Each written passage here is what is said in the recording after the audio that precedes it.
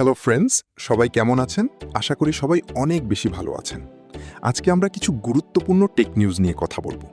অ্যাপেলের WWDC 2026 ইভেন্টে নতুন সিরি এআই ছিল অনুষ্ঠানের প্রধান আকর্ষণ। এবং যদিও iOS 27 বড় কোনো পরিবর্তন আনছে না, তবুও এতে এমন অনেক ছোট ছোট ফিচার রয়েছে যা আইফোন ব্যবহারকারীদের দৈনন্দিন ব্যবহারকে আরও উন্নত করতে পারে। প্রথমত, iOS 27-এ এখন হোম স্ক্রিনে ফুল স্ক্রিন উইজেট যোগ করা যায়, ফলে খবর বা ক্যালেন্ডার দেখা আরও সহজ হয়। দ্বিতীয়ত, ব্যবহারকারীরা এখন অ্যালার্ম, টাইমার, অ্যালার্ট এবং সিস্টেম সাউন্ডের জন্য আলাদা ভলিউম লেভেল সেট করতে পারবেন। এর জন্য ব্যবহারকারীদের সেটিংস, সাউন্ডস অ্যান্ড হ্যাপটিক্সে গিয়ে ম্যাচ রিংটোন ভলিউম টগলটি বন্ধ করতে হবে এবং স্লাইডারগুলো ম্যানুয়ালি অ্যাডজাস্ট করতে হবে। আর এখন ওয়েদার অ্যাপটির ডিজাইনে নতুনত্ব আনা হচ্ছে।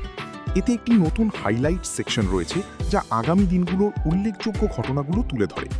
এছাড়াও এখন আপনি সহজেই কন্ডিশন, প্রেসিপিটেশন এবং উইন্ড ভিউয়ের মধ্যে পরিবর্তন করতে পারবেন। তাছাড়াও ব্যবহারকারীরা এখন মেসেজেস অ্যাপটি নিজেদের পছন্দ মতো সাজিয়ে ভয়েস রেকর্ডিং বা ডিকটেশন বাটন দেখাতে পারবেন, কিংবা সেগুলোকে পুরোপুরি লুকিয়েও ফেলতে পারবেন।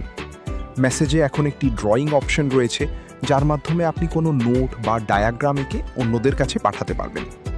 তারপর ক্যামেরা কন্ট্রোলগুলোতে বড় ধরনের পরিবর্তন আনা হচ্ছে, যার ফলে ডেপথ, গ্রিড এবং লেভেল অপশনগুলো সহজে ব্যবহার করা যাবে। এছাড়াও iOS 27 আপনাকে ম্যানুয়ালি ফাইল, ফটো এবং স্বাস্থ্য সংক্রান্ত ডেটা আইক্লাউডে সিঙ্ক করার সুযোগ দেয়। আর ক্যালেন্ডার এখন ছুটির দিন শনাক্ত করতে পারে এবং আপনার নির্ধারিত অ্যালার্মগুলো চালু রাখতে চান কিনা তা জিজ্ঞাসা করতে পারে।